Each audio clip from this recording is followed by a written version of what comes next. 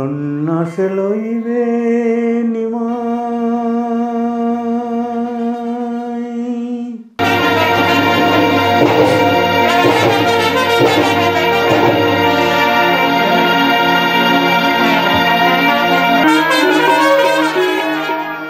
নমস্কার, আমি অভিজিৎ বলছি। ইউটিউব চ্যানেল এবং ফেসবুক পেজে আপনাদেরকে স্বাগত জানাই।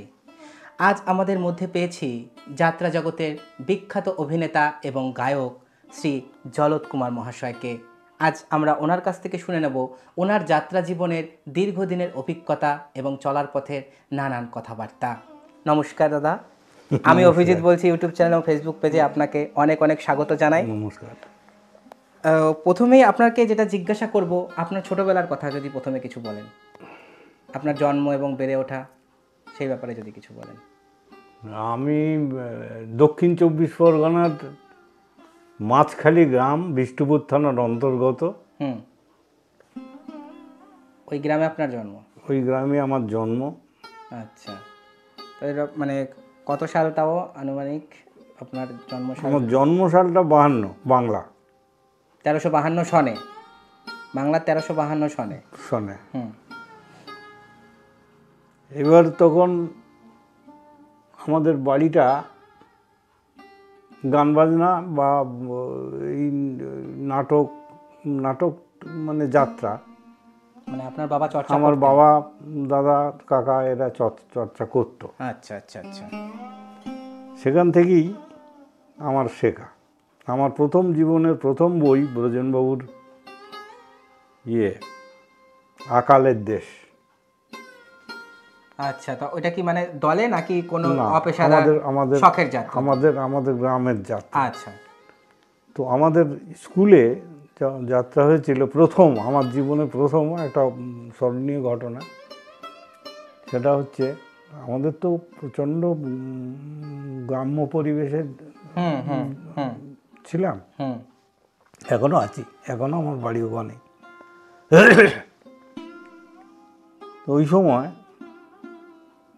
এই আকালের দেশ বইতে একটাই গান ছিল, একটা ওই দুর্ভিক্ষের সময়, তখন জমিদারি প্রথা, রাজদার প্রথা নাটকের মধ্যে ব্রজেনবাবুর। তো খেতে পায়নি, খেতে পাচ্ছে না, খেতে দিতে পারছে না, ওটা নানান কারণে, তখনকার অবস্থা তো খারাপ। তো যাই হোক, আমি গান ছিল একটা ধনির ভগবান, একখানাই গান ছিল। ওই পরিবেশটা বোঝানোর জন্যই মানে গানটা ছিল।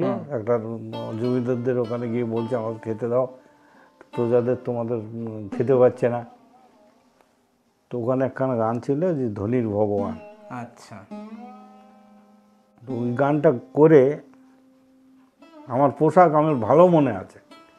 পোশাকটা ছিল আমার তখনকার আমলের pant, half pant, English pant নয় কিন্তু, ওই দড়ি দেওয়া হাফ প্যান্ট। বুঝতে পেরেছি।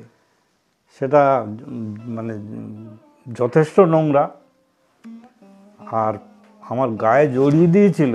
তখন আমার বেশি বয়স নয়, কত বলবো আমার ঠিক মনে নেই।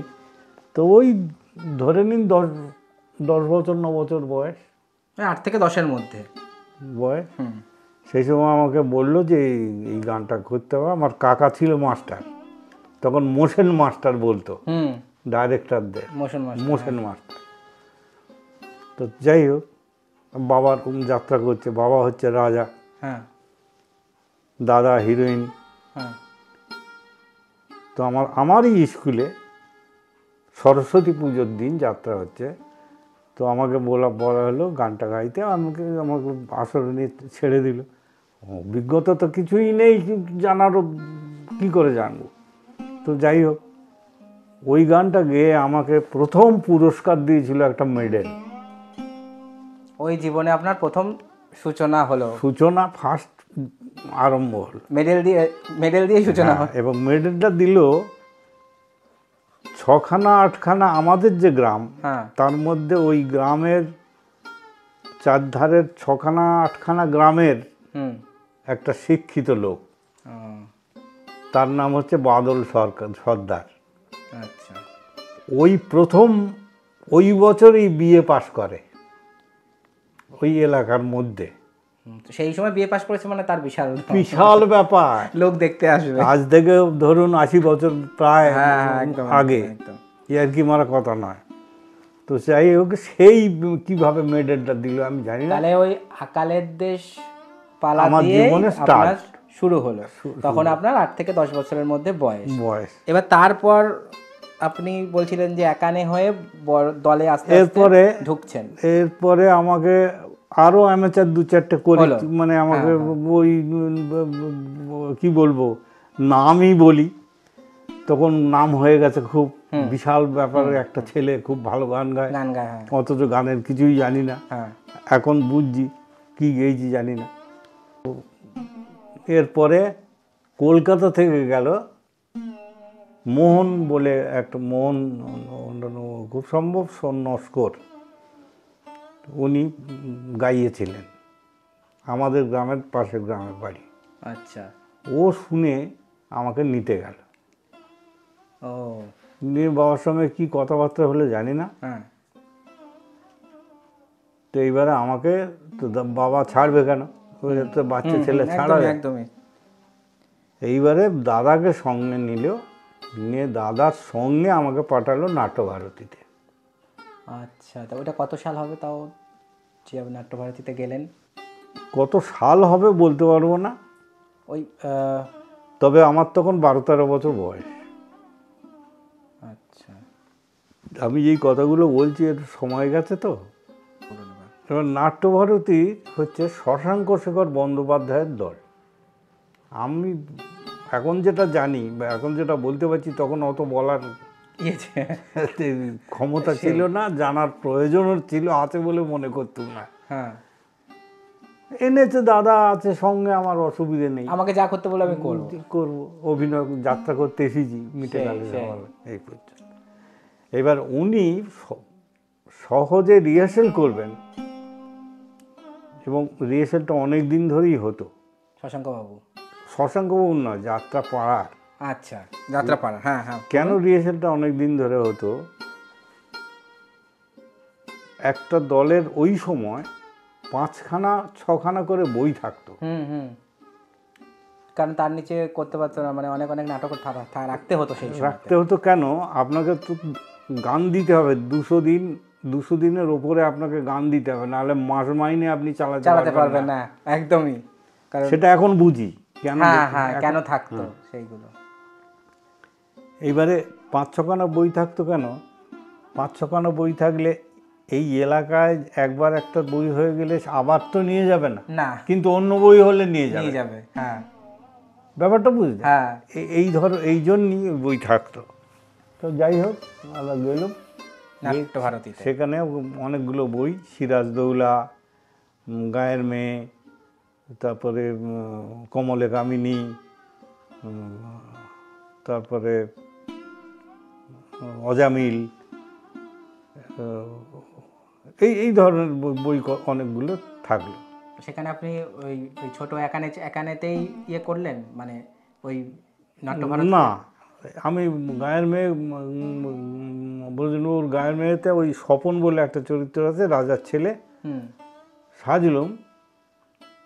আমি তখন বুঝিনি, কিন্তু এখন বুঝি। আমাকে 2-4 দিন করার পর আমাকে আর করতে দেওয়া হলো না, মানে মানাচ্ছে না, মানে একটা ছোট মেয়েকে করা হলো। আচ্ছা আচ্ছা আচ্ছা। আমি পরে বুঝতে পেরেছিলাম। হ্যাঁ হ্যাঁ। তাহলে আমাকে কি করো, আমাকে তো বসিয়ে খাওয়াবে না। না না না, সে তো ঠিকই। আর দাদা হচ্ছে হারমোনিয়াম, মানে সেকেন্ড হারমোনিয়াম, কম্পালসারি 2টো হারমোনি থাকবে। হ্যাঁ, তখন দুটো করে হারমোনিয়াম থাকতো। এইবারে দাদা হচ্ছে হারমোনিয়াম।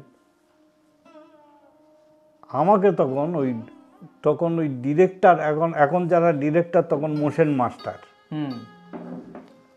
ওরা করলো কি, আমি পারি, আমার দ্বারা হয় এমন কিছু গান দিয়ে দিল। আচ্ছা, দিয়ে দিল কীরকম? ধরুন সিরাজদৌল্লা বইতে 2টো গাইয়ে আছে, সিরাজদৌল্লা বইতে 2টো গাইয়ে আছে। ফার্স্ট হচ্ছে একজনের একটাই গাইয়ে আর গান, আর কোনো গান নেই, আর একজন অনেকগুলো গান আছে।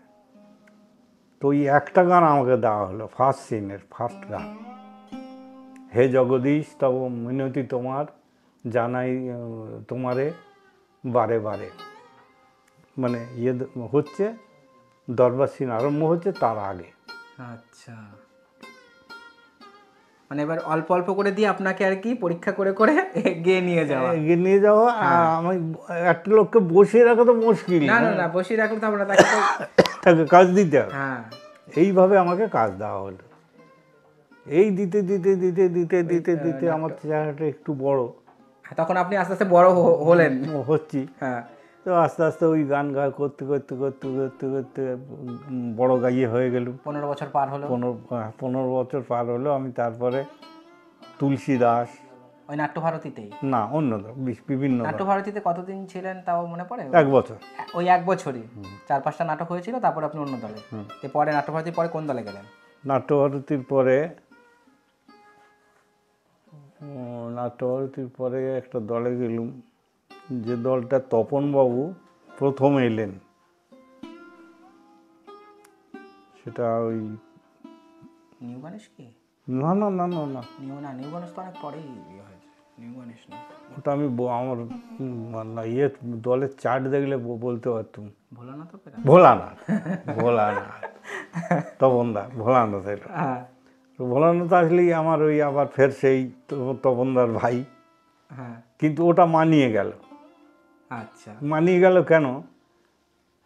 ওটা মানে 2 ভাই তো, হ্যাঁ 2 ভাই হ্যাঁ, আর রাজার ছেলে, হুম, সেই হিসেবে মোটামুটি মানিয়ে গেছিল। আচ্ছা।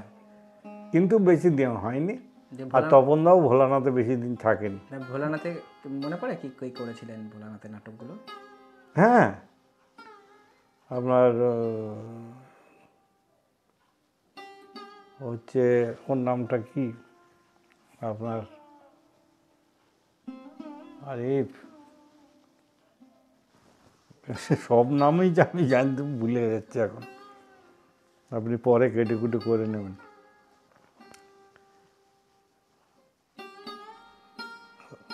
ব্রজেনবাবুর কোনো বই কি? না, নন্দবাবুর বই। নন্দদুলাল রায়চৌধুরী? নন্দদুলাল রায়চৌধুরী আপনার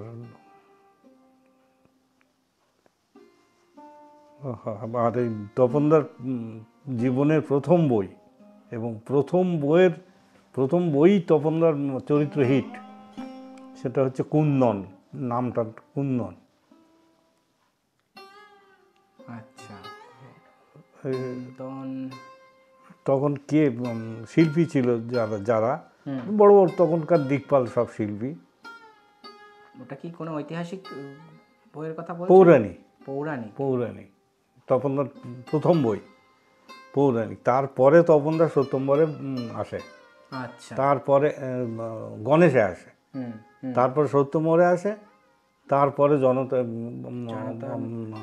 নাগ কোম্পানি আসে, তারপরে ইয়েতে জনতা বলছি, তারপরে ওই রঞ্জন অপারের নিজের লিজ নিয়ে নবরঞ্জন তারপরে শুরু হয়। হ্যাঁ, তো আপনি ভোলানাথ অপেরায় ওই কুন্দনের চরিত্র করলো তপন কুমার, ওই সময় আপনিও ছিলেন। তো বেশ কয়েকটা নাটক করলেন। তবে ভোলানাথের পরে কোন দলে? ভোলানাথের দি ভান্ডারি। এই ভান্ডারিটা কিন্তু 4-5 রকম ভাবে হয়েছে। হ্যাঁ, দি ভান্ডারি, নিউ ভান্ডারি, তারপরে এই 80-র দশকে এসে আরেকটা নতুন করে ভান্ডারি শুরু হয়েছে। ভান্ডারি তো সেদিনও পর্যন্ত ভান্ডারি ছিল, কিন্তু পুরনো একটা ভান্ডারি অপেরা ছিল 50 দশকের থেকেই। শ্রীচরণ ভান্ডারি। এই শ্রীচরণ ভান্ডারিটা পাবেন আপনি ওই ইতিহাসে, যাত্রার ইতিহাসে, ভান্ডারির দল। যাই হোক, ভান্ডারি অনেক ভাবে হয়েছে। ভোলানাথ অপেরার পর ভান্ডারি অপেরা গেল। ভান্ডারি অপেরার পরে ভারতীয় রূপনাট্যম হলো। ভারতীয় রূপনাট্যমের পরে ধৃতিশ্রী নাট্যশিল্পম হলো অনুকূল ঠাকুরের। ধৃতিশ্রী নাট্যশিল্পমের পরে রয়্যাল বীণাপাণি হলো। এই রয়্যাল বীণাপাণি পরে আমি যে কথাগুলো বলছি হয়তো এধার ওধার হবে, কিন্তু এই দলগুলো আমি করেছি। ঠিক আছে, সে আমি সব বলে দিতে পারতাম যদি আমি আমার খরচাটা দেখতাম। না ঠিক আছে। তখন রয়্যাল বীণাপাণি কি রয়্যাল বীণাপাণি ছিল নাকি নিউ রয়্যাল বীণাপাণি হয়েছিল? যখন নিউ রয়্যাল বীণাপাণি চিরকাল। আচ্ছা, প্রথমে ওই যে রয়্যাল বিনাপানি থেকে নিয়োগ হয়েছিল। রয়্যাল বিনাপানি, শুধু রয়্যাল বিনাপানি নেই, আচ্ছা শুধু রয়্যাল বিনাপানি নেই, নিউ রয়্যাল বিনাপানি অপেরা আচ্ছা, সব সময়। আর নিউ রয়্যাল বিনাপানি ছিল তাহলে দুটো তাহলে আপনার ধরুন মানে আপনার এই যৌবনের প্রথম যে মানে একানে ছেলে, তারপর আপনার যে এই যে আপগ্রেডেশনটা হচ্ছে, প্রথম আপনার বিখ্যাত চরিত্র কোনটা হিট করলো যে জলদ কুমার হিসাবে মানুষ চিনলো? সেটা বিষ্ণুপ্রিয়া, নিত্যানন্দ। মানে বিষ্ণুপ্রিয়া অনেকের ক্ষেত্রেই একটা মাইলস্টোন হয়ে গেল, যেমন তারারানী পালকেও মানুষ চিনলো বিষ্ণুপ্রিয়া দিয়ে। ওই তারানির পর প্রথম এলো। হ্যাঁ, এবং বিখ্যাতও হলো ওই বিষ্ণুপ্রিয়া দিয়ে, নাম হলো। নাম। তখন আপনারও মানে ওই নিতাইয়ের চরিত্রে যে গায়ক অভিনেতা হিসেবে। এবং আমার নিতাই আমাকে খুব খুব মানে আমার জীবনের একটা ভালো চরিত্র নিতাই। আমি নিতাই 3টে দলে করেছি। জনতাতেও করেছেন মনে হয়? না, নদের নিমাইতেও তো ছিলেন আপনি জনতা। নদের নিমাই করেছি, হ্যাঁ। বিষ্ণুপ্রিয়া করেছি, নীলাচলে মহাপ্রভু করেছি। আচ্ছা। আর এই নীলাচলে মহাপ্রভু বই দুটো হয়েছিল, একটা হচ্ছে ধৃতিশ্রী নাট্যশিল্প, আর একটা হচ্ছে না লোকরঙ্গ, লোকরঙ্গ। আচ্ছা, গোপাল মল্লিকের দল। আচ্ছা আচ্ছা। গোপাল মল্লিক মানে এই ফিল্মের মল্লিকের কাকা কিংবা যেটা হয়, রঞ্জিত মল্লিকের। রঞ্জিত মল্লিকের। আচ্ছা, উনি দল করেছিলেন। আচ্ছা আচ্ছা আচ্ছা, ঠিক আছে। এবং সুরকার উনি ভালো গাইয়েছিলেন।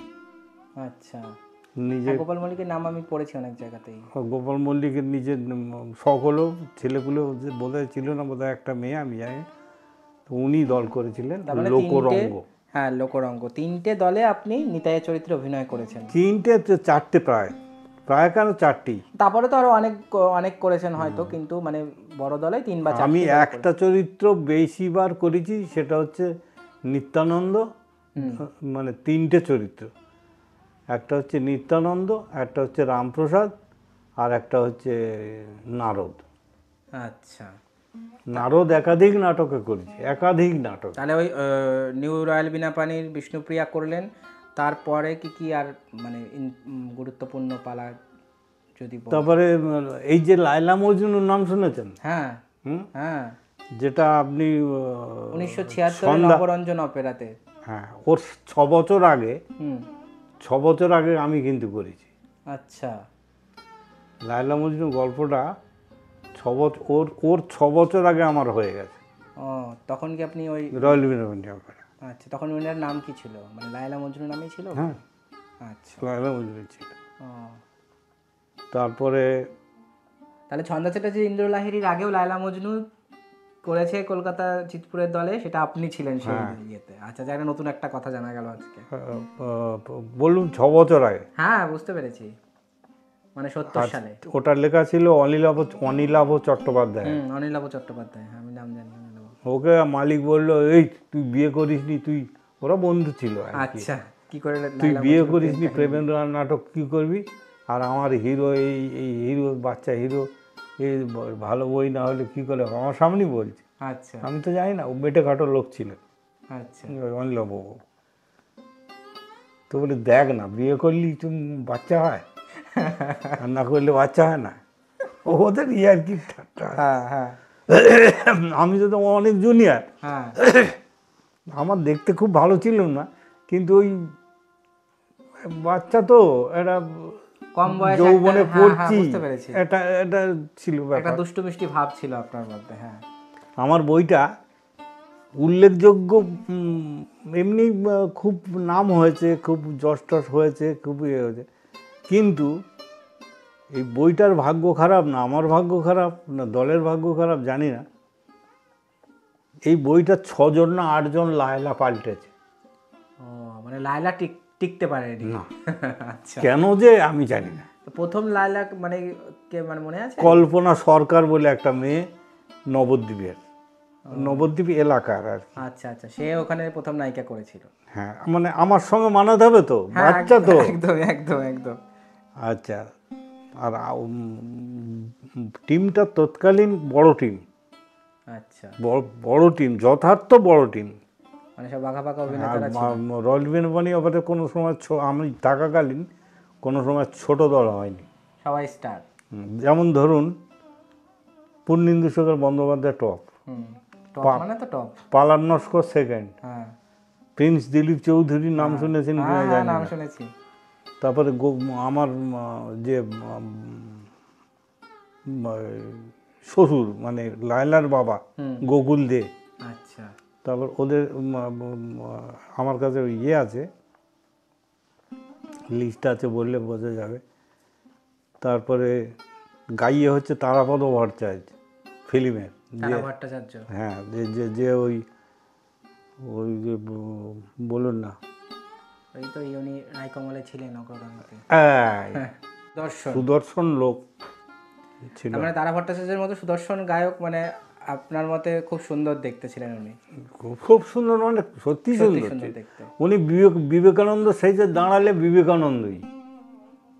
আমিও যদি পরে উনি চলে যাওয়ার পর আমিও করেছি বিবেকানন্দ, তা উনি যখন করেছেন তখন আমি শুধু বিলেটা করেছি, ছোট ছোট বিলেটা। আর উনি যখন একদম ছেড়ে দিলেন তারপর আমি বিলে থেকে আরম্ভ করে বিবেকানন্দ করলাম। ওই রলবেন তাহলে আপনি লায়লা মজনু করলেন, ওটা 1970 সাল হবে মানে। আমি ওই বলতে ওই লায়লা মজনুর 6 বছর আগে হলে 1970 সাল হচ্ছে। 6 বছর তো বটে। হ্যাঁ, তাহলে তারপর আর কি কি মানে আপনার মনে পড়ছে খুব গুরুত্বপূর্ণ অভিনয় আপনার? আমার তুলসী দাস। ওটা কোন দলে? তুলসী দাস হচ্ছে রয়্যাল বিনাপানি অপেরা, এর আগে, লায়লা মজনুর আগে। লায়লা মজনুর আচ্ছা আগে। আচ্ছা আচ্ছা। তুলসী দাস বইতে আমি মানে আমার খুব গর্ব। এখন বুঝি, তখন বুঝিনি। আচ্ছা। এখন গর্ব মানে আসাম নয়, ওটা বোধহয় আসাম পড়বে কি ত্রিপুরা পড়বে, কাছাড় টাছাড় ওইদিকে, কাছাড়ের ওইদিকে। হ্যাঁ, এটা স্টেশন আছে চাঁপার মুখ বলে। আচ্ছা চাঁপার মুখ, আচ্ছা। সেখানে গান হয়েছিল? সেখানে গান হচ্ছে। তো আসামে তো প্রচুর যাত্রা হতো তখন। হাফ মরশুম তো ওখানে কাটাতে হতো, একদম একদম। আর ওখান থেকে কাটিয়ে এসে এখানে সরস্বতী পুজোর থেকে শুরু হতো। এটা একটা তখন পুরো ইয়েটাই আলাদা ছিল। দুটো ভাগ হতো, বছরটাকে দুটো ভাগে ভাগ করতে হবে। একটা বড় মরশুম ওইটা চলে গেল, এইবারে ছুটি হলো, আগে ওপরে উঠতো তারপর নিচে নামতো। হ্যাঁ, ছুটি হয়ে গেল, ছুটি হয়ে গেলে কত, তখন তো মাস 5টা আসর করবে, মাস শেষ, 6টা আসর করবে, মাস শেষ। কারণ এক একটা আসরে তখন 10 দিন 12 দিন 15 দিন তো একটানা গান হতে থাকতো এক একটা জায়গাতে। আমি তো সেটা শুনেছি যে না, একটা দলে তো আপনার 5খানা 6খানা বই থাকবে। হ্যাঁ, সে তো হবেই। এইবারে ওই যে মালিক নিয়ে যাচ্ছে সে তো একটা দলের জন্য প্যান্ডেল করলো, 6টা নাটক হবে। হ্যাঁ, এবার একটা ভালো লাগলে সেটা আবার রিপিট হতো। যেমন আমাদের তুলসী দাস রিপিট হচ্ছে, আমি ওই তুলসী দাসের কথা বলছি। আমাকে 7টা প্রাইজ দিয়েছিল এক সময়। আচ্ছা, একদিন ওই চাঁপার মুখ স্টেশনের। আপনি কি তাহলে এটা কোন তুলসী দাসের চরিত্রই করেছিলেন? হ্যাঁ।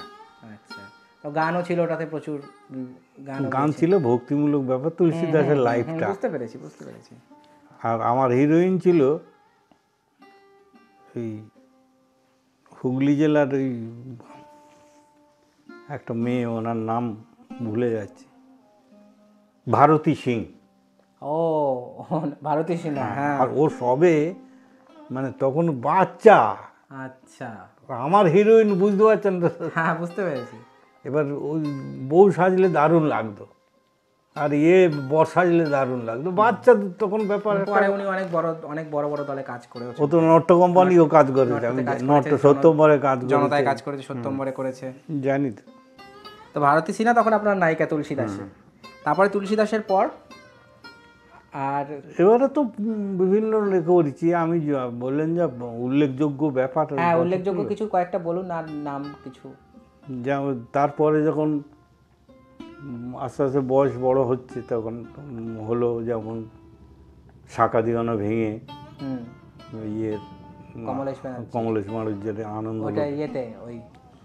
তপবন আনন্দলোকে,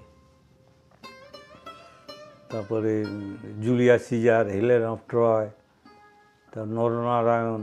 আচ্ছা, এই জুলিয়াস সিজার, হেলেন অফ ট্রয়তে আপনি ছিলেন? হ্যাঁ। আচ্ছা, তো বিগ স্টার প্রোডাকশন এক পুরে বাপরে বিশাল ভয়ঙ্কর। বিশাল বিশাল, এই অশোক কুমার টশোক কুমার সব, বিজন মুখার্জি, দিজু ভাওয়াল, বিজন মীনাক্ষী দে। মুখার্জি, সুজিত পাঠক, হেলেন অফ ট্রয়ের হেক্টর, বিশাল ব্যাপার। আচ্ছা, তো ওই দুটো তো মানে একদম মানে ভয়ঙ্কর প্রোডাকশন চন্দন মিত্রের দলে। যাত্রার দলে ওই ওই প্রোডাকশন প্রোডাকশন আসলে ভাবা যায় না, কোনো মালিক সাহস করে যাবে বলে মনে হয় না। একদমই। তাহলে আনন্দলোকে বেশ কয়েক বছর ছিলেন তাহলে। হ্যাঁ, ওই যে আনন্দলোকে আমি বলে দিচ্ছি, মায়া মৃগ, হুম শাঁখাদেওয়ানা ভেঙে, হুম Helen of Troy, Julius Caesar, Naranarayan, তারপরে এই আলাদিনের আশ্চর্য। আলাদিন আশ্চর্য প্রদীপ, অসিত বোস, হুম আর কি এইসব, ভোরের মিছিল, আচ্ছা, আনন্দবাবু। হ্যাঁ আনন্দময় বন্দ্যোপাধ্যায়। তখন অশোক কুমার, এই যে ফিল্মের অশোক দেখেন, হ্যাঁ হ্যাঁ হ্যাঁ, ও হচ্ছে হিরো প্রথম, আচ্ছা। ও দিজু ভাওয়াল হচ্ছে টপ। হুম, তো তখন মানে এই যে আপনার মানে বয়সটা যখন পরিণত হলো আপনার 30-25 থেকে 30-এর ঊর্ধ্বে, তখন কি আপনাকে ওই গায়ক প্রধান চরিত্রই দেওয়া হচ্ছে নাকি না না, তখন ওই অভিনয়ের মধ্যেই অভিনয়ের আপনাকে ইয়ে করা হচ্ছে? মানে শুধু যে আপনার ক্ষেত্রে গানটা মেন বা গানটাকে প্রাধান্য দেওয়া হচ্ছে তা নয়, অভিনয়ের দিকটাকে আপনাকে স্ট্রং ভাবেই ইয়ে করা হয়েছিল। তো তারপরে এবার 80-র দশকের দিকে কিছু যদি কথা বলেন। আমাকে যদি 80-র দশক 70-এর দশক বলে আপনি উল্লেখ না, করে মানে বলেন, তারপরে আনন্দলোকের তাহলে পরে। আমি বলতে পারবো না কিছু। হ্যাঁ না, আনন্দলোকের পরে। তারপরে বিভিন্ন দল তখন ওই যে একটু নাম টাম হলেই সব ডাকাডাকি করে, হ্যাঁ, একটা নিয়ম। জনতাতেও তো ছিলেন আপনি কয়েক বছর বোধহয়। কয়েক বছর না, 1 বছর। 1 বছর ছিলেন। আমি বেশি যাত্রা করেছি 3টে দলে, একটা হচ্ছে আনন্দলোকে, New Royal. New Royal Binodini opera, হ্যাঁ, আর দিগ্বিজয় অপেরা। এটা হচ্ছে আমি একাধিক বছর করেছি, আচ্ছা, তার মানে আপনার কেরিয়ারের মধ্য গগনে আপনি দিগ্বিজয়তে অনেক দিন ছিলেন। অনেক দিন ছিল। ওটা, আপনার আনন্দলোকে অনেক দিন ছিল, হুম বোধহয় বছর 4-5। হুম, কারণ আপনি যে কটা বললেন তাতে 5 বছরের মতনই প্রায় হিসাবে হয়। তারপরে রয়্যাল বিনোদিনী তো ছিল সেও 4-5 বছর, 5। তো দিগ্বিজয় অপেরার কথা আপনি বলছিলেন, এবার যদি কিছু বলেন দিগ্বিজয় অপেরায় কি কি যাত্রা যদি মনে পড়ে সেরকম কিছু। দিগ্বিজয়, কার্তিক সামন্তের দিগ্বিজয়। দিগ্বিজয় তো ওদের দলে শুধু মহিষাসুরকে নিয়ে হয়েছে অনেকগুলো পালা। আচ্ছা অবশ্য নাম পাল্টে পাল্টে। আচ্ছা, ওইটা তো একটু পৌরাণিক, এটা বেশি চলতো, হুম ঐতিহাসিক বই হয়নি বললে চলে, আর পৌরাণিক বইয়ের উপর ওটা আপনি চলতো। যখন দিগ্বিজয়তে গেছেন তখন কি ওনারা সাইক্লোরোমা শুরু করে দিয়েছে? হ্যাঁ, সাইক্রোমা নিয়েও এসেছে। হুম, ও অ্যাকচুয়াল ও দলটা স্টার্ট হয়েছিল ড্যাবরা থেকে। হ্যাঁ, দিয়ে কলকাতায় এসছে তারপর। ড্যাবরাতে আমাকে যখন নিয়ে গেল, আমাদের কতগুলো আর্টিস্ট নিয়ে, ওই অনেকগুলো আর্টিস্টকে নিয়ে ড্যাবরায় যখন রিহার্সাল হলো, ওই বছর ওরা বই মানে খুব ভালো লাভ করলো। আচ্ছা, আর দিগ্বিজয়ের এমনি অনেকগুলো আগরম বাগরম ব্যাপারটা অনেক ছিল, যেগুলো ঝট করে মানে মানুষকে চমক নিয়ে আসা যায়। চমক ছিল, যেমন লাইট, 2-3টে তারপরে স্টেজ, বিভিন্ন ধরনের দৃশ্য দেখানো। হ্যাঁ, এগুলো ছিল। তো আমাদের বোধহয় 10-12 জন আর্টিস্টকে নিয়ে গেল। আচ্ছা তার মধ্যে নবকুমার ছিল, আচ্ছা, আমি ছিলুম, তারপরে ওই অনেকেই ছিল, এই মুহূর্তে নামগুলো তো আসছে না। ওইখানে মনে পড়ছে কিছু দিগ্বিজয়ের যাত্রাপালার নাম যদি বলেন? হ্যাঁ, ও তো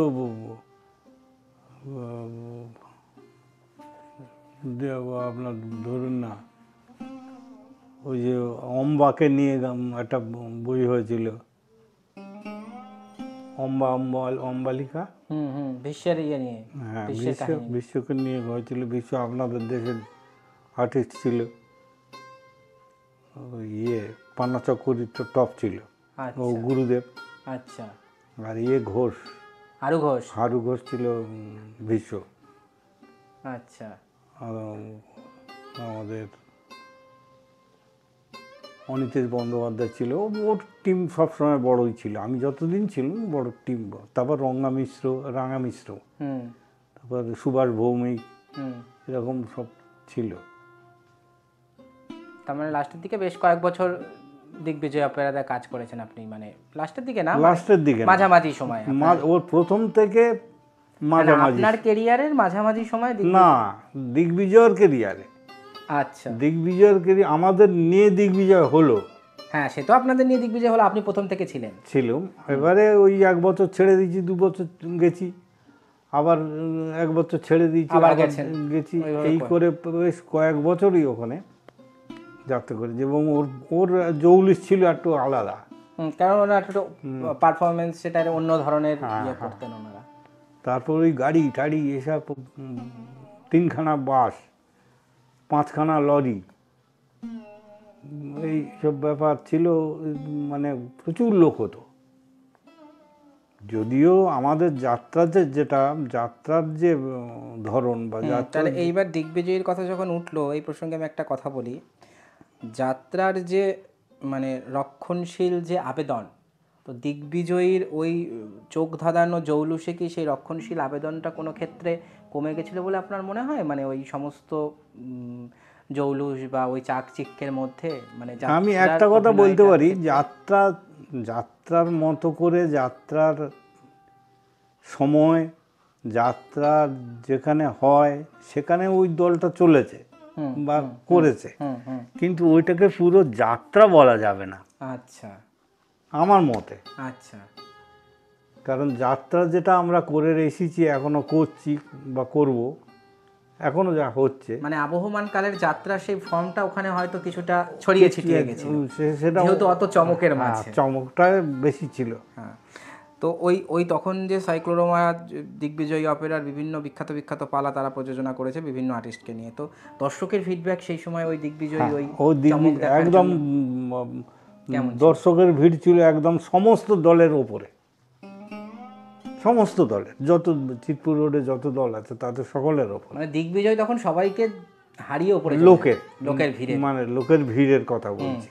অভিনেতা সে তো কম বেশি এই এদিক ওদিক হয়েছে, সে তো থাকতেই পারে, হ্যাঁ, কিন্তু লোক মানে আমি যতদিন করেছি, লাস্টের দিকে জৌলুসটা কমে এসেছিল, তখন আমি ছিলাম না, কিন্তু আমি ওকে 15,000-এর নিচে কোনো লোক দেখিনি। এবং মানে দিগ্বিজয় যাত্রা প্রত্যেক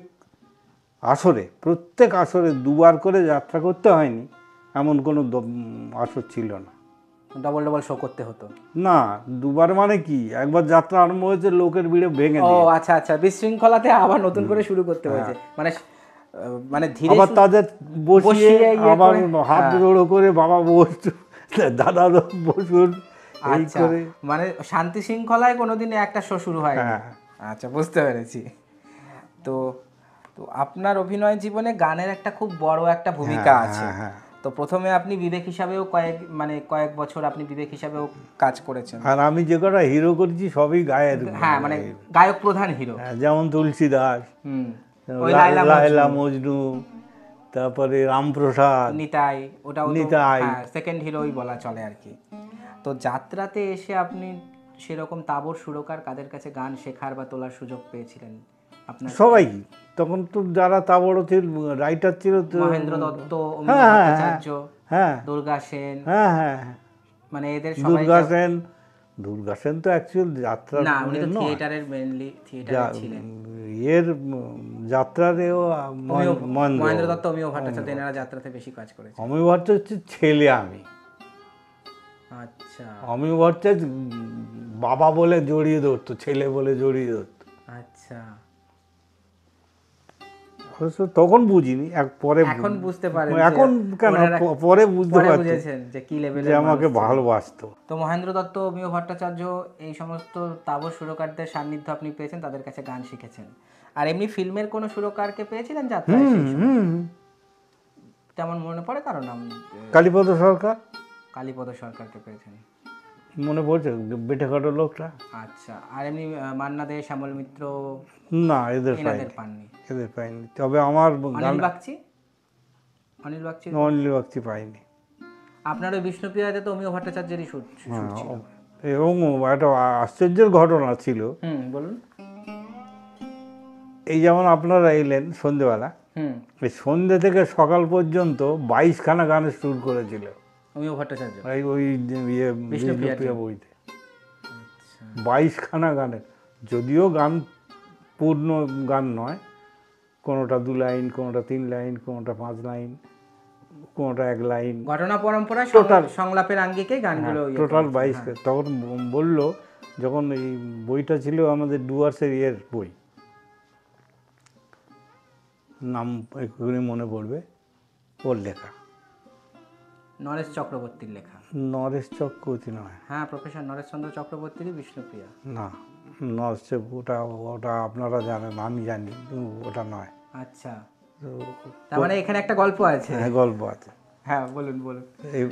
আমি যেটা বলছিলাম, কি যেন বলতে, হ্যাঁ, ডুয়ার্সের ওদিকের কোনো লোকের লেখা, সেটাই বলতে চাইছিলেন। হুম, উনিও তখন ওই লোহার জালটার বই, যার নট্টের লোহার জাল বই হয়েছিল জানেন, হ্যাঁ, লোহার জল বইছিল তো জানি। ওর রাইটার যে ছিল, উনি স্কুল মাস্টার ছিলেন ডুয়ার্সে, তো সেটা তো ব্রজেনদের না, যাই হোক, হ্যাঁ, ঠিক আছে, আপনি কথাটা বলুন। কি যখন বলতে গেলাম, ওই তো বিষ্ণুপ্রিয়ার লেখা রাইটার ডুয়ার্সের কথা। হ্যাঁ, ওই উনি কীর্তন গাইতেন। আচ্ছা, পরে উনি রাইটার, অনেক অম্বিকায় বই দিয়েছেন, ওনার বইও হিট হয়েছে, অনেক ভালো ভালো বই আছে। তো উনি কীর্তন গাইতেন নিজে। তো উনি বিষ্ণুপ্রিয়া নিজে করেছিলেন অ্যামেচারকে দেবেন বলে, হুম, নিজের মতো, কারণ তখন তো গীতিবহুল অত গান নিয়ে তো যাত্রা দল হবে না। হুম, তারপর রয়্যাল মিনোবানি ওখানে গান করতে যায়। কমল খাঁ বলে একজন পরিচালক ছিলেন, ওরা ওদের সঙ্গে মানে তহরম মহরম আছে, চেনা পরিচয় আছে। ওকেই বললো যে আমি একটা স্ক্রিপ্ট করেছি নতুন, যদি পারো করবে। তো উনি বললে দিল। তারপরে সেই বইটাই হলো। এবার নরেশ চক্রবর্তী ওটাকে এডিট করলো। ও এডিট করে নিজের নামটা নিজের নামে, কিন্তু তার স্বার্থটা কি, সে যে এডিট করে দেবে তার স্বার্থটা কি, তখন নামটা ওর নামের জায়গায় নাম চলে এলো। কিন্তু আমরা জানি ও বইটা হচ্ছে জিতেন বসাক। ও সাহিত্য সরস্বতী জিতেন বসাক। আচ্ছা, এবার বুঝতে পেরেছি। আচ্ছা, ওনার বাড়ি হলদিবাড়ি, আচ্ছা, ওনার বাড়ি হলদিবাড়ি ডুয়ার্সে। বুঝতে পেরেছি। এই হচ্ছে ওই ভেতরের ইতিহাস, এই ইতিহাস কেউ জানে না। আচ্ছা, তাহলে নতুন একটা কথা জানলাম। তারপরে এবারে যাত্রায় এত গান নেবে কি, এবার সবাই তো সেটারও ভাবছে একটা ব্যাপার একটা আছে। ব্যবসার ব্যাপার আছে, সারা বছরে এতগুলো লোকের পেটের ভাত। হ্যাঁ, কারণ তখন সেই পুরনো গানের সংখ্যা আস্তে আস্তে কমা শুরু করে দিয়েছে, তখন একটা অন্যরকম একটা ইয়ে। অন্যরকম ফর্মে চলছে। হুম, তো তখন ওই গানগুলো মানে আমার, এটা তো বাংলাদেশ, আর আঙ্গিকটা কীর্তন। বুঝতে পেরেছি। এইবারে গাইবে কে, হরিদাস, নিতাই, নিতাই, গৌর, বিষ্ণুপ্রিয়া, বিষ্ণুপ্রিয়া, বিষ্ণুপ্রিয়ার সখী, হ্যাঁ, এরা গাইবে। তো এই মানে এমনই মানে ফর্মটা হয়েছিল নাটকের, যে গানকে গান বাদ দেওয়া যায়নি, না, সংলাপের মতো সবই প্রাসঙ্গিক হয়ে দাঁড়িয়েছে, প্রাসঙ্গিক হয়ে গেছে। হুম, তখন ওই ছোট করে দেওয়া হলো গানগুলো। আর তবে ওই সময়, আমি যে সময়ের কথা বলছি, ওই সময় 4 ঘন্টা নাটক হয়েই যেত, হুম, যেটা এখন 2 ঘন্টা 50, 2 ঘন্টা 55 এরকম এসেছে। ওটা 4 ঘন্টার নাটক ছিল, তো তখন হয়ে যেত। প্রচণ্ড যশ হয়েছে। আমি নিত্যানন্দ করেছি, জনতার করেছি, লোকরঙ্গ করেছি, রয়্যাল বীণাপাণি করেছি, ধৃতিশ্রী নাট্যশিল্পীও করেছি, ওই নিত্যানন্দ, অবশ্য বিভিন্ন লেখা। তাহলে ওই যে আপনি নাট্যভারতীতে এলেন, ওটা আপনার কলকাতার পেশাদার দলে আপনার সূচনা হয়েছিল, নাট্যভারতী দল দিয়েই। হ্যাঁ, তো মনে পড়ে যে প্রথম পেশাদার দলে কত আপনি মাইনে পেয়েছিলেন, বা আমি জানি না, সেটা মনে পড়ে না কিছু? মনে পড়ে না, আমার জানার দরকার নেই, দাদা আছে তো। আচ্ছা, মানে আপনি সেটা কোনোদিন ভাবেননি? বা আমার মাইনে দেয় কি কত মাইনে দেয় এসব ভাবার দরকার নেই। পরবর্তীতে যখন আপনি নিজে নিয়ন্ত্রক হলেন নিজের, সেই সময় যখন হ্যাঁ ধরুন- সেটা সেটা সেটা বলতে পারি। হ্যাঁ সেটা বলুন, যখন যখন দাদার ইয়ে থেকে আপনি বেরোলেন তখন তো আপনি নাবালক, দাদা আপনাকে তখন বোধ গার্জেনের হয় মতন ইয়ে করছেন। তখন মাস মাইনে, হ্যাঁ মাস মাইনের কথা, মানে তখন কিরকম না মাস মাইনে নয়, ওই যে তপনদা যে দলে গেছিল ওটা ঠিকের দল ছিল। ওই ভোলানাথে, ভোলানাথের কথা বলছেন? ওটা কি ভোলানাথ নয়, ওই যে কুন্দন যেটা, হ্যাঁ সেটা তো ভোলানাথেই বললেন আপনি। ভোলানাথ কি, হ্যাঁ ভোলানাথই তো। হ্যাঁ ভোলাসুরের ভোলানাথ, হুম, মানে কালীঘাটের ভোলাসুর বলে এক ভদ্রলোক ছিল, তারই ভোলানাথ। ভোলানাথ অপেরা। ওখানে বোধহয় আমার মাইনে ছিল 100 টাকা, আচ্ছা মানে সারা মাসে। হ্যাঁ বুঝেছি। জলপানি, জলপানি তখন ছিল না, জলপানি তখন দিত না। জলপানি দুবেলা রান্না হচ্ছে জলপানি। আবার জলপানি কি ঠিক? জলপানিটা হলো কখন, যখন যাত্রার মানে নাটক কমে গেল, মানে যে যে যাত্রা জলপানিটা হয়ে গেল যখন 5 দিন 6 দিন এক জায়গায় যাত্রা হচ্ছে, তখন জলপানিটা দেওয়া হতো না, রান্না হতো। আর জলপানি এলো যখন এই 1 দিন 2 দিন করে যাত্রা হচ্ছে, দল উঠছে, তখন জলপানিটা দেওয়া হলো। কারণ আপনি এখান থেকে গান করে আপনি একটা জায়গায় যাবেন, রাস্তার খাওয়া দাওয়ার ব্যাপারটা, সেই জন্য ওইখানে ওই জন্যে রান্নাটা সন্ধ্যেবেলা সন্ধ্যাবেলা হলো না, তখন পয়সা দেওয়া হলো। পয়সা দেওয়া হলো। তারপরে তাও জলপানি আমি পেয়েছি 4 আনা, 4 আনা পেয়েছি। 3 আনার ভাত খেলে, মাছ ভাত 3 আনা খেলে হয়ে যেত। শোবাজার হোটেলে ছিল, খেলে মোটামুটি হয়ে যেত। তারপরে 6 আনা হলো, তারপরে 12 আনা হলো, তারপরে 5 টাকা 7 টাকা 10 টাকা 15 টাকা হয়ে গেল। এটাই এক মানে অনেক এই কথাটার মধ্যে একটা অনেক বড় আর্থিক ইতিহাস লুকিয়ে আছে। হ্যাঁ এ তো সব, আমি নিজে 4 পয়সার তেল কিনেছি, 4 পয়সার সরষের তেল কিনেছি। সে তো অবশ্যই, কিন্তু বাজার দর আস্তে আস্তে বেড়েছে, জলপানি এখন এখন বোতল ছাড়া আপনি পাবেন না। হুম। তো আপনার এই যে দীর্ঘ যাত্রা জীবন, 62 বছর আপনি যাত্রার সঙ্গে যুক্ত ছিলেন, তো এর মধ্যে বিশেষ কোনো ঘটনা, মানে যেই ঘটনা আপনার মানে আপনি সারা জীবন মনে রাখবেন, সেটা আপনার শো করতে গিয়ে কোনো ঘটনা, বা আপনার অভিনয়ের ক্ষেত্রে দর্শকের কোনো প্রশংসা, বা আপনি কিছু পুরস্কার পেয়েছেন, পুরস্কারের কথাটা আমি বলছি না, মানে কিছু বিশেষ ঘটনা কি এমন আছে যেটা আপনি বলতে চাইবেন আমাদের আপনার যাত্রা জীবনের কথা? সে তো অনেক রকম ঘটনা আছে, আপনি কি চাইছেন আমি ঠিক বুঝতে পারছি না। যেমন আমি একটু আগে বলেছি, আমাকে চাঁপার মুখে 7টা পুরস্কার দিতে এসেছে। মালিক ম্যানেজার বললো 7 জন পুরস্কার দেবে, তো রাত ভরসা হয়ে যাবে। আর ওদের ওখানে যাত্রা হচ্ছে 10টার সময় ছাড়া যাত্রা আরম্ভ হবে না, শেষ হতে হতে একদম মানে ভোর ভোর হয়ে যাবে শেষ হতে। সকাল হয়ে যাবে, তখন 4 ঘন্টার বই। এবারে কেন ওদের বেশি যাত্রা হবে কেন, প্রথম কত শীত প্রধান এলাকা, সন্ধ্যেবেলা থেকে তারা হাঁটতে হাঁটতে আসবে। আচ্ছা। ওদের যদিও কাছাকাছির লোক আসবে, কিন্তু রাস্তাগুলো তো সব জায়গার বাস যাওয়ার রাস্তা নেই, হ্যাঁ, পাহাড়ি জঙ্গল এরিয়ার মধ্যে থেকে। ওদের কাছে খুব সহজ। হুম। তা ওরা এবার হেঁটে হেঁটে এলো, হেঁটে এখানে এসে যা হোক খাবার দাবার খেলো, প্যান্ডেল যদিও প্যান্ডেলে ঢুকে যাবে, তো এবারে 10টা 11টা পর্যন্ত ওরা থাকলো। এবার ওদের ভোর না করে দিলে ওরা যেতে পারবে যেতে না। পারবে না। এবার সবাই তো ছাড়া হাত পা নয়, কারো না, না, বাচ্চা না। আছে হ্যাঁ সামনে, হ্যাঁ হ্যাঁ। কারো একটা দুটো নাতি নাতনি বা মেয়ে ছেলে। তাহলে ওই এক নাইটে আপনি 7টা পুরস্কার পেয়েছেন, এটা একটা গুরুত্বপূর্ণ এটা একটা ঘটনা। আমার জীবনে আর তারপরে আর এমনি কতগুলো ব্যাপার খুব আমার খুব মানে কি বলবো, মানে আমার এখনো খুব আপনার মনে আনন্দ লাগে। হ্যাঁ, সেটা বলুন। যেমন নিত্যানন্দর বই হলেই আমাকে খবর হতো। মানে এটা কি পরে অ্যামেচারের ক্ষেত্রে? না না না নাকি না মানে না, যখন অ্যামেচার আমি করিনি। আচ্ছা, মানে দলে যখন মানে নিত্যানন্দ চলতে থাকলেই জলৎ কুমার। এই যে বললুম, যেমন লোকরঙ্গের নিত্যানন্দ, হ্যাঁ, যেমন আপনার জনতায় জনতায় নিত্যানন্দ। নিত্যানন্দ, যেমন ধৃতিশ্রী নিত্যানন্দ, হুম। যেমন রামপ্রসাদ, 3টে দলে করেছি রামপ্রসাদ। একটা হচ্ছে আপনার ইয়ে নীলকমলের বাবা, নাম বলুন না, তপবন, নীলকমল যে এখন দুলাল চট্টোপাধ্যায়। দুলাল চট্টোপাধ্যায়, হুম। দুলাল চট্টোপাধ্যায়ের দলে আমি রামপ্রসাদ। আচ্ছা। তারপরে আর একটা দলে ও পুরো কথাটাই রামপ্রসাদ, মহাসাধক রামপ্রসাদ। আচ্ছা। আর এর দলে ছিল শুধু দুলালদার দলে ছিল মহাসাধক রামপ্রসাদ। আচ্ছা ওর লেখা। আচ্ছা আচ্ছা আচ্ছা। আচ্ছা, ওর লেখাই ছিল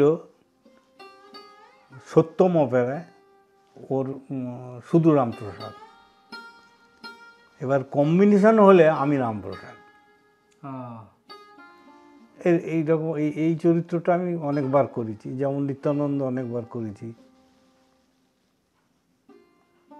নারদ বহু নাটকে করেছি, মানে অন্তত 6টা-7টা নাটকে নারদ করেছি। এইগুলো উল্লেখযোগ্য চরিত্র। আচ্ছা, আর বই বললুম। তাহলে আপনার এই দীর্ঘ যাত্রা জীবনে বিশেষ অভিনেত্রী যাদের সঙ্গে আপনি কাজ করেছেন কয়েকজনের নাম যদি বলেন। যেমন সবাই, আমি বলবো আপনি সেগুলোকে ইয়ে করবেন। তারা রানী পালের সঙ্গে আপনি কাজ করেছেন। হ্যাঁ, ও তো নিত্যানন্দ তো দোস্ত দত্তের সঙ্গে করেছেন কম্বিনেশনে। সেটা কোন নিয়ে? সোনাইদি সিরাজদৌল্লা, সিরাজদৌলাতে করেছেন। বীণা দাশগুপ্তার সঙ্গে, বীণা দাশগুপ্তের সঙ্গে দুটুকরো বৌমা, এই দুটুকরো মা। না, সেটা তো বেলা সরকার ছিল। কি বললেন বলুন তো? বীণা দাশগুপ্তার সঙ্গে কোন যাত্রাতে করেছেন অভিনয় সেটা আমি বলছি। এক টুকরো রুটি, এক টুকরো রুটি। রয়্যাল বীণা, বীণা দাশগুপ্তের প্রথম বছর। আচ্ছা, মানে নট্টতে, ও নটটার আগে, নট্টতে যাওয়ার আগে। আচ্ছা আচ্ছা আচ্ছা, বুঝতে পেরেছি। আর পরে পরে আর কোনো করেছেন বীণা দাশগুপ্তার সাথে? না, বা কোনো কম্বিনেশনেও গোবিষ্ণু বিহারিতে কিছুতে করেন? আচ্ছা। আর বেলা সরকারের সঙ্গে কোনো যাত্রায় করেছেন? না, বেলা সরকারের সঙ্গে করেন। বেলা সরকারের সঙ্গে। এবারে মীনাক্ষীর সঙ্গে করেছি, আপনার ওই আপনার লতা দেশাই, লতা দেশের সঙ্গে তো পরে করেছি। করেছেন, হ্যাঁ। তো লীনা চক্রবর্তীর সঙ্গে করেছি, তারপরে ওই স্মিতা পাঠকের সঙ্গে করেছি, তারপরে বোস, ওর সঙ্গে শিখা করেছি। বোস, শিখা বোস না, সুজাতা বোস। সুজাতা বোস, আচ্ছা। তারপরে মীনাক্ষী তো বলল, নাকি তো বললেন। তারপর জয়শ্রীর সঙ্গে করেছি। আচ্ছা, জয়শ্রী মানে ওই, জয়শ্রী মুখার্জি, মধুবরাল। হ্যাঁ হ্যাঁ হ্যাঁ, ওর সঙ্গে করেছি। করেছি তো অনেকের সঙ্গে, মনে সেটাই। তো আপনার ব্যক্তিগত জীবনের ব্যাপারে যদি কিছু বলতে চান তো বল। 4টে মেয়ে, একটা ছেলে, আচ্ছা এই নিয়ে সংসার। 2টো নাতনি, ছেলের ঘরের, আচ্ছা। মেয়ের ঘরের একজনের 2টো, একটা ছেলে একটা মেয়ে, আরেকজনের একটা ছেলে একটা মেয়ে, মেজো মেয়ে। আর এখন নাতি নাতনি ছেলে মেয়েদের মধ্যে আপনার এখন একটা মেয়ে, দিন কেটে যাচ্ছে। এই এদের নিয়ে কোনো রকম চলে যাচ্ছে। আচ্ছা, তাহলে এতদিন 62 বছর যাত্রা করেছেন, এখন আপনার কি কোনো আক্ষেপ আছে যে কোনো চরিত্র আপনি করতে আপনার ইচ্ছে ছিল বা এখন মনে হয়? আমি সত্যি কথা বলতে, যাত্রায় আপনারা যে যাত্রার জগৎটাকে জানেন, ওই যাত্রা জগতের আমি মনে করি যাত্রা সৃষ্টি হয়েছে আজ থেকে 500-600 বছর আগে। রূপটা আলাদা ছিল। হ্যাঁ, রূপটা আলাদা কিন্তু ছিল। আপনারা যে যাত্রা জানেন, আমরা যে যাত্রা জানি, তার অঙ্কুর থেকে আর মৃত্যু পর্যন্ত আমি করেছি। কাছাকাছি যাত্রার উপরে তো কম নয়।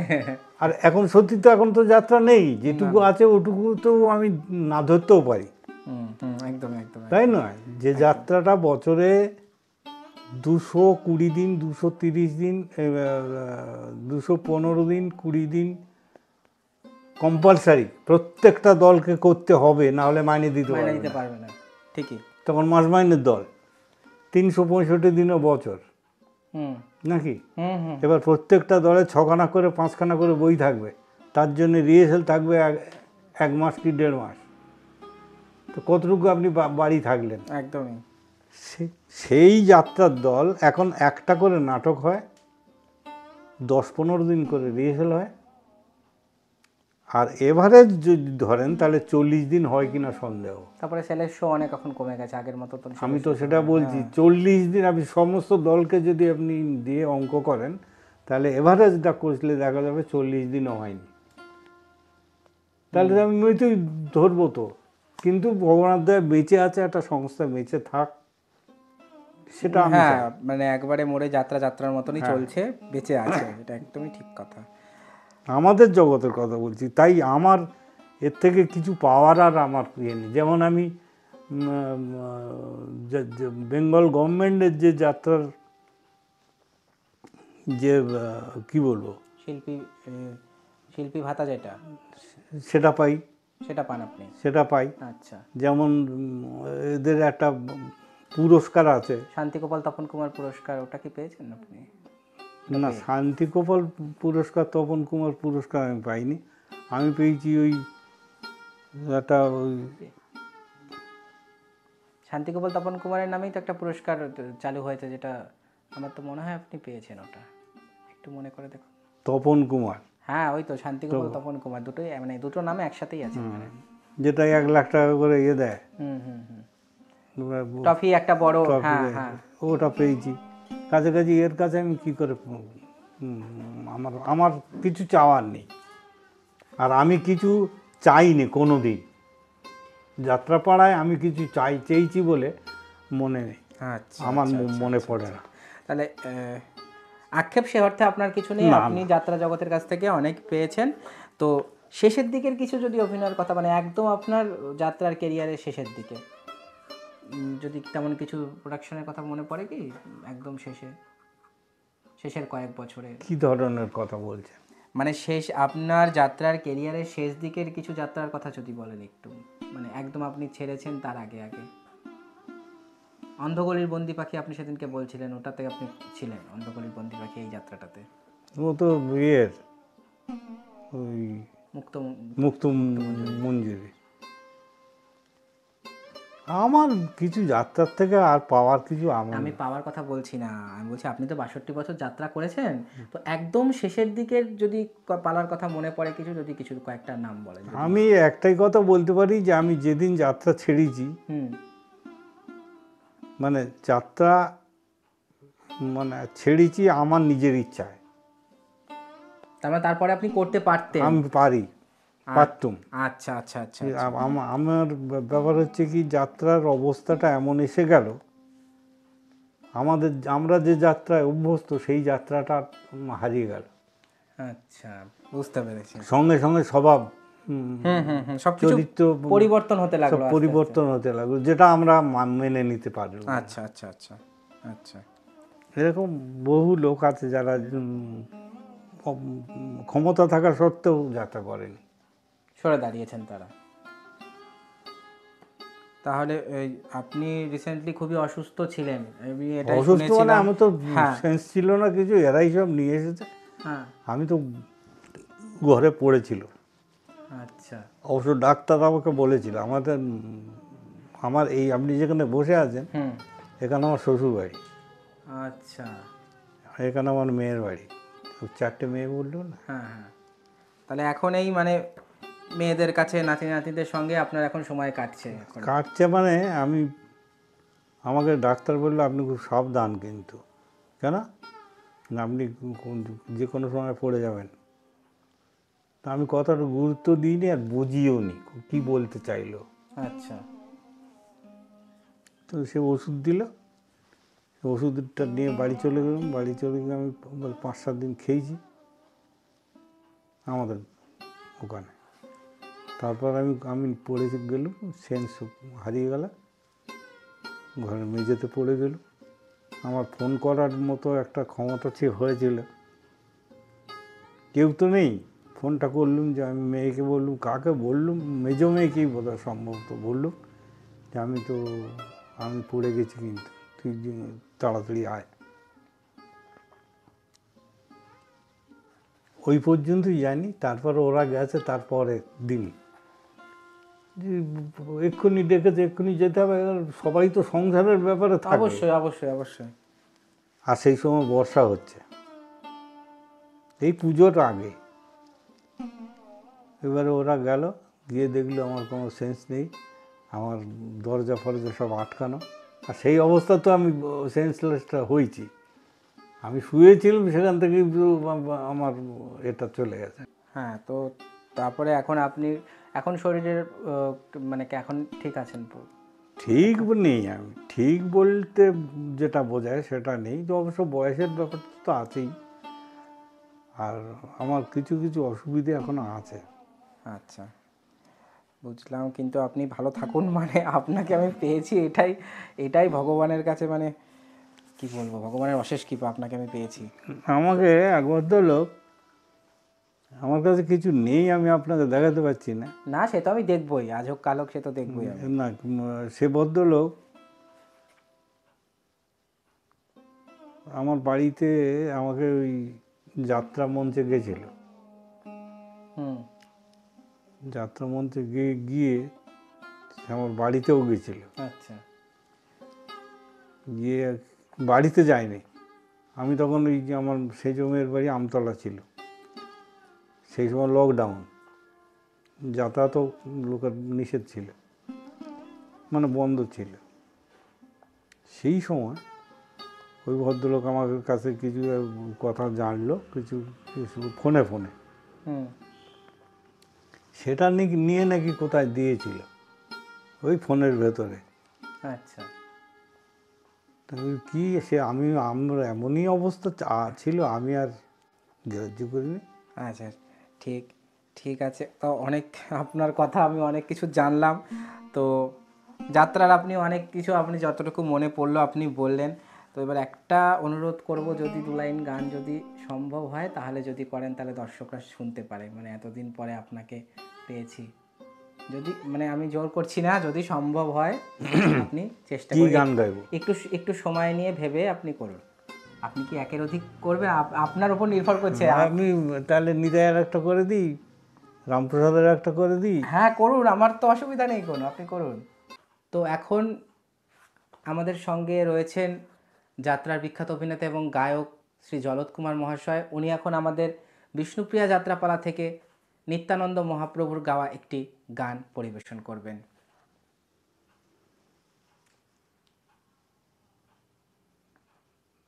প্রচার হয়ে গেছে গৌরাঙ্গ সন্ন্যাস নেবেই। ওর মায়ের আপত্তি, বউয়ের আপত্তি, মানে নগরবাসীর আপত্তি, সবার আপত্তি যে আপনি সন্ন্যাস নেবেন না, ওর ইচ্ছাও সন্ন্যাস নেবেই। আচ্ছা। তা নিত্যানন্দ একই আত্মা, একই ব্যাপার। হুম। তখন ওই একাই খেদ করছে, দুঃখ করছে একাই। সন্ন্যাস লইবে নিমাই,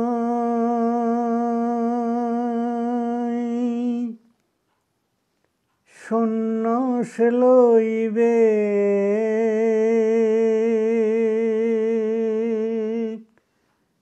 কেমনে নদেবাসী,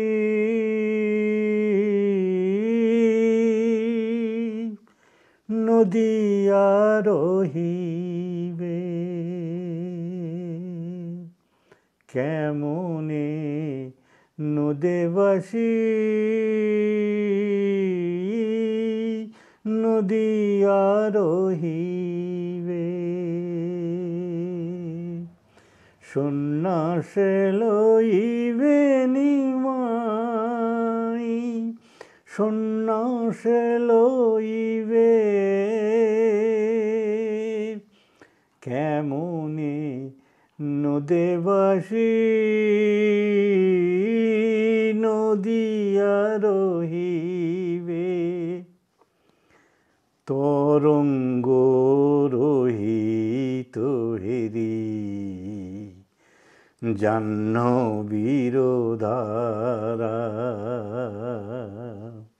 মেঘেতে ঢেকেছে যেন আকাশের তারা পিকুকুলো কলরব তারা কোথা হারালো সুখ সারি কাঁদে তারা কি কথা কহিবে সন্ন্যাস লইবে নিমাই সন্ন্যাস লইবে কেমনে নদেবাসী নদিয়া রহিবে কেমনে নদেবাসী নদিয়া রহিবে।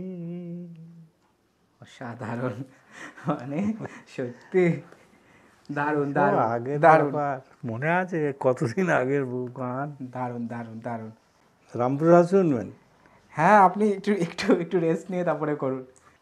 রামপ্রসাদ ওই বেড়া বেড়া বাঁধছে, বাঁধছে। ওই যে ওর মেয়ে খবর দিচ্ছে, বাবা বাবা আমাদের ওই ঠাকুরতলার যেসব ফুল গাছ টুল গাছ আছে গরু বাছুর সব খেয়ে নিচ্ছে, তুমি বাইরে ছিলে, হুম। দেখা হয়নি, একটু কী করবো কর। তো বলি গরুর জাত, অবলা জাত, সবই তো মায়ের, সেই কাকে কি বলবি তুই। সেই বলে ওই নিজেই বেড়া সব দিচ্ছে, বেড়ার বেড়া দিচ্ছে। জিনিসপত্র জোগাড় করে ওই যেখানে মা কালী ওকে দেখা দিল, হুম। ওই আপন মনে ওই বেড়া বাঁধছে, আর মেয়ে দড়ি ঘুরিয়ে ঘুরিয়ে দিচ্ছে। দিচ্ছে। এবার ওরকম মেয়েটাকে ডাকলো ওর ভাই, চলে গেল মেয়ে, মেয়ে চলে গেল, তখন মা এলো, মা এসে দড়িটা পিছন ঘুরিয়ে থেকে দিচ্ছে। দিচ্ছে। হয়। মনে রে কৃষিকাজ জানো না,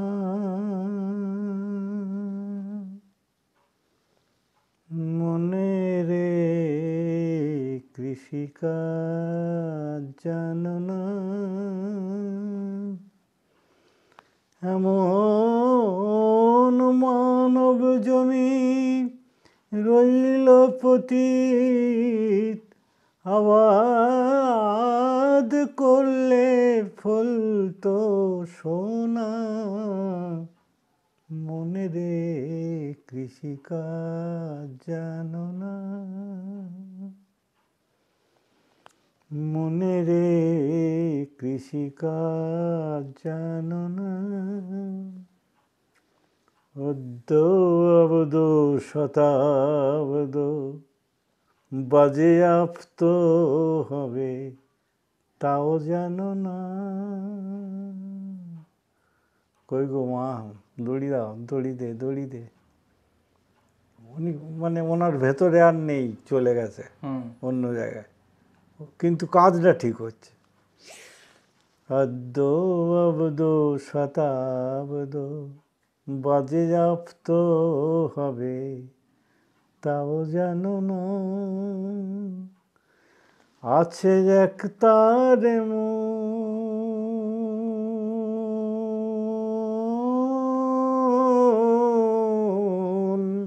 আছে এক তার মন, এই বেলা তুই চুটিয়ে ফসল কেটে দে না, আছে এক তার মন, এই বেলা তুই চুটিয়ে ফসল কেটে নে না, মনে রে কৃষিকাজ জানো না, মনে রে কৃষিকাজ জানো না। দারুণ দারুণ, মানে সত্যি এখনো কত সুন্দর আপনার গলা। তাহলে আপনি আপনার ওই সময়ে কিরকম গাইতেন সেটাই আমি হ্যাঁ, ভাবছি শুধু। প্রচুর জ্বর হতো, প্রচুর জ্বর হতো। সত্যিই তাই, অসাধারণ। তুলসী দাসের গান গাইব, তুলসী দাসের প্রথম জীবনে भज मन राम चरण दिन रतिया, भज मन राम चरण दिन रतिया, रसना कोई सना भजत श्री राम, ध्येयात का सावल सतिया, भज मन राम चरण दिन रतिया, भज मन राम चरण दिन। এ দেখলো যে তো বিপদ হয়ে গেল, এ তো চলে যাবে, এ তো অন্য অন্য জায়গা, মানে এত পরিবর্তন আমি চাই চাইনি। হ্যাঁ, এইবার পা ধরে জড়িয়ে ধরে, আমি ভুল করেছি, আমি যে কথা বলেছি কথা মিথ্যা, এ কথার গুরুত্ব দেওয়ার কোনো প্রয়োজন নেই বলে পায়ে ধরে ও চলে যাচ্ছে। যাক कहत हरत दुख, दारुण तिया तप लगतिया, जाक कहत हरत दुख, दारुण तिया तप लगतिया, रामचंद्र नाम अमिय रस, सोरस कहे नहीं खतिया, सोरस कहे नहीं खतिया, भज मन राम चरण दिन रतिया, भज मन राम चरण दिन रतिया, भज मन। চলে গেল। আপনার কাছ থেকে এই 3টে গান শোনা মানে একটা ইতিহাসকে চোখের সামনে কিছুটা হলেও অনুধাবন গান করা। গাইলে গানের এক একখানা গানের বলে 40-45 করে বয়স। হ্যাঁ, সে তো অবশ্যই, সেটাই তো বললাম যে ইতিহাসকে সামনে শুনতে পাওয়া। মনে আছে তাই যথেষ্ট। একদম একদম একদম। তো আজ আমরা যাত্রা জগতের বিখ্যাত অভিনেতা এবং গায়ক শ্রীযুক্ত জলৎ কুমার মহাশয়ের কাছ থেকে তার যাত্রা জীবনের অনেক কথা শুনলাম, তার কাছ থেকে গান শুনলাম। তো দাদাকে অসংখ্য ধন্যবাদ জানাই আমাদেরকে সময় দেওয়ার জন্য আর তার জীবনের নানা কথা আমাদের সঙ্গে শেয়ার করার জন্য। তো আজকের মতন আমরা এখানেই শেষ করছি। অসংখ্য অসংখ্য আপনাকে প্রণাম জানাচ্ছি আমাকে সুযোগ দেওয়ার জন্য। আপনি ভালো থাকবেন, সুস্থ এবং সবল থাকুন।